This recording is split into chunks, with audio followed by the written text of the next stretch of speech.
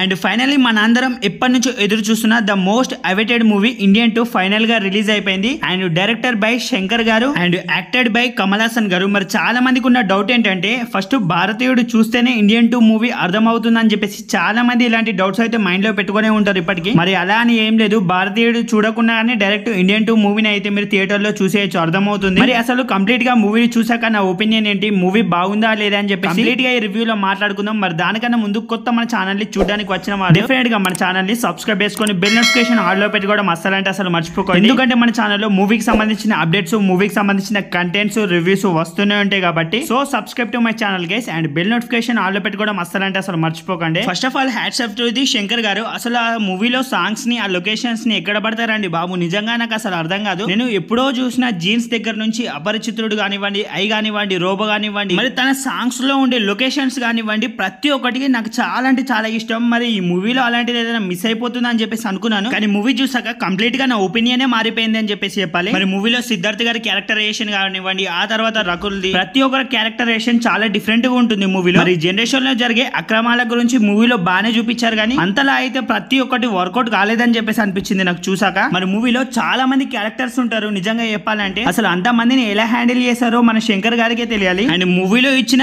Anirudh BGM కానివ్వండి, ఆ songs కానివ్వండి అదిరిపోయాయి. కొన్ని సాంగ్స్ కానీ కొన్ని చోట్ల బీజిఎం అయితే మరి అనిరుద్ధ్ గురించి కొత్త మాట్లాడుకోవాల్సిన అవసరం లేదు. తన బ్యాక్గ్రౌండ్ స్కోర్ కానివ్వండి, తన సాంగ్స్ ఏ లెవెల్లో హీరోని ఎలివేషన్ చేస్తాయో ప్రతి ఒక్కరికి తెలిసిన విషయమే. మరి ఈ మూవీలో కూడా అదే జరిగిందని చెప్పేసి చెప్పాలి. మరి డెఫినెట్ గా అది ప్రతి ఒక్కరికి నచ్చుతుంది. అండ్ కొన్ని ఫైట్ సీక్వెన్స్ అయితే అనవసరంగా అయితే పెట్టారేమో అనిపించింది, అంతగా పెద్ద వర్కౌట్ కూడా అవ్వలేదు కొన్ని ఫైట్ సీక్వెన్స్ కూడా. మరి ఫస్ట్ కమల్ హాసన్ గారి పర్ఫార్మెన్స్ గురించి చెప్పాలంటే తన యాక్టింగ్ గురించి కానివ్వండి, లేదంటే తన పర్ఫార్మెన్స్ గురించి మాట్లాడుకునే రేంజ్ అసలు ఎవరికి లేదని చెప్పేసి చెప్పాలి. ఆ లెవెల్లో ఉంటుంది తన యాక్టింగ్. మరి అదే ఈ మూవీతో కూడా మళ్ళీ తను ప్రూవ్ చేశాడు డెఫినెట్ గా. మరి కంప్లీట్ గా ఓవరాల్ గా మూవీ గురించి చెప్పాలంటే శంకర్ గారి మార్కు డిఫరెంట్ గా కనిపించింది, కానీ మూవీలో కొన్ని ట్విస్టులు ఉంటాయి. మరి అదంతా మూవీ చూస్తే అర్థమవుతుంది. మరి మూవీ క్లైమాక్స్ లో చాలా పెద్ద ట్విస్ట్ వేస్తారు నిజంగా చెప్పాలంటే. మరి అవన్నీ నేను చెప్పాలనుకోవట్లేదు, అదంతా మీకు థియేటర్ లో ఎక్స్పీరియన్స్ చేస్తే అర్థమవుతుంది. మరి ఈ మూవీని మేము థియేటర్ లో చూడాలా వద్దా అని అనుకున్న వాళ్ళు హ్యాపీగా ఈ మూవీని థియేటర్ లో అయితే చూసేసుకోవచ్చు. కానీ మరీ భారతీయుడు అంత పెద్ద హిట్ అవుతుందా అంటే ఏమో చెప్పలేం. నిజంగా భారతీయుడికి ఉన్న ఆ క్రేజే వేరు అప్పట్లో. నిజంగా చెప్పాలంటే ఇప్పటికీ ఆ మూవీని రిపీటెడ్ ఆడియన్స్ చాలా మంది చూస్తూనే ఉంటారు ఇప్పటికీ.